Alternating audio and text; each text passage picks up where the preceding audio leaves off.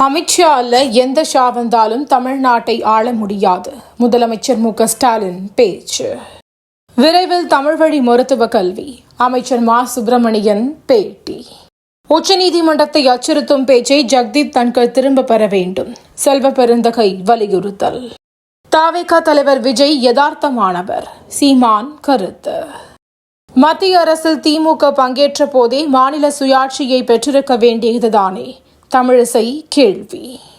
கல்லூரி மாணவர்கள் மோதலில் ஈடுபடுவதை தடுக்க சிறப்பு குழு அமைக்க வேண்டும். தமிழ்நாடு அரசுக்கு சென்னை உயர்நீதிமன்றம் பரிந்துரை.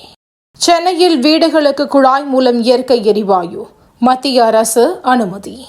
காது கேளாத தலித் சிறுமி கடத்தப்பட்டு பாலியல் வன்கொடுமை. ராகுல் காந்தி கடும் கண்டனம். ஏமனில் அமெரிக்கா வான்வழி தாக்குதல். 38 பேர் பலி. மஞ்சள் காய்ச்சலுக்கு 34 பேர் பலி. கொலம்பியாவில் சுகாதார அவசர நிலை பிரகடனம். பேச்சுவார்த்தையில் முன்னேற்றம் இல்லை என்றால் உக்ரைன் ரஷ்யா போர் நிறுத்த முயற்சி கைவிடப்படும். அமெரிக்கா விளக்கம். பஞ்சாபில் 14 குண்டுவெடிப்பு தாக்குதல் நடத்திய பயங்கரவாதி அமெரிக்காவில் கைது. ரோஹித் சர்மா ஓய்வை அறிவிப்பது நல்லது. வீரேந்தர் சேவாக் கருத்து. இன்றைய IPL போட்டி. குஜராத் டெல்லி அணிகள் மோதல். தஞ்சை புதுக்கோட்டை உள்ளிட்ட மாவட்டங்களில் இன்று மழைக்கு வாய்ப்பு. வானிலை மையம் தகவல். தினந்தோறும் காலை தலைப்புச் செய்திகளை உடனுக்குடன் தெரிந்து கொள்ள வணக்கம் இந்தியா நியூஸுடன் இணைந்திருங்கள்.